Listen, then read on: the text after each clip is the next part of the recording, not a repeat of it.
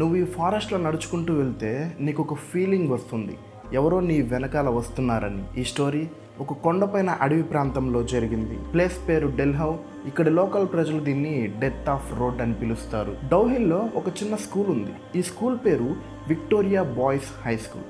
ఈ స్కూల్కి గత 100 సంవత్సరాలుగా ఎన్నో రకాల గోస్ట్ స్టోరీస్ అనేవి సర్క్యులేట్ అవుతూ వస్తున్నాయి. లోకల్స్ ఇలా చెప్తూ ఉంటారు, మామూలుగా ఈ బిల్డింగ్ అనేది ఎప్పుడు ఎంటీగా ఉంటుంది. అండ్ ఎవరైతే నైట్ టైం వర్క్ కంప్లీట్ చేసుకొని ఇలా ఇంటికి వెళ్తుంటారో ఆ టైంలో అర్ధరాత్రి పూట ఈ బిల్డింగ్లో లైట్స్ వెలుగుతూ ఉంటాయి.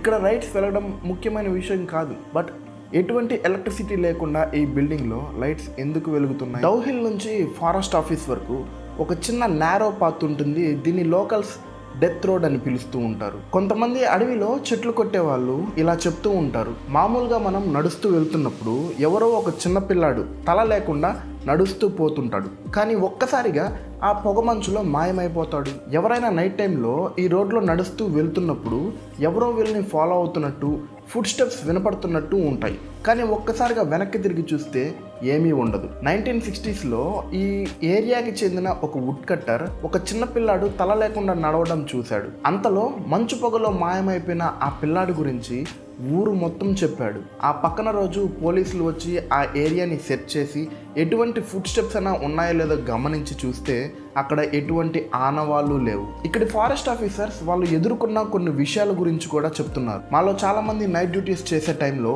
ఇలాంటి విషయాలు చాలా ఎక్స్పీరియన్స్ చేశాం.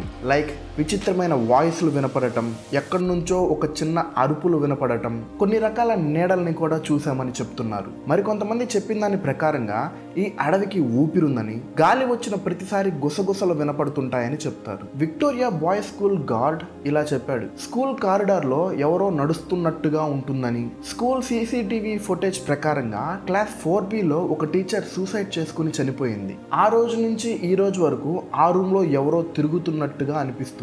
ఒక నార్మల్ పర్సన్ ఈ రూమ్లోకి వెళ్తే వామిటింగ్స్ అనేవి వస్తాయి, హెడేక్ వస్తుంది, అండ్ వాళ్ళకి భయం అనేది చాలా ఎక్కువగా ఉంటుంది. లోకల్స్ ఎప్పుడు ఇలా చెప్తూ ఉంటారు, ఈ పొగమంచు ఈ డౌహిల్ని ఎప్పుడూ వదలదని. ఇంకొంతమంది ఈ పొగమంచు ఇక్కడ చనిపోయిన చిన్నపిల్లల ఆత్మలని, అంతేకాకుండా ఈ అడవి ప్రాంతం మొత్తం ఒక శాపానికి గురైందని చెప్తుంటారు. అయినా కూడా టూరిస్టులు ఈ ప్లేస్ని ప్రతిరోజు విజిట్ చేస్తారు.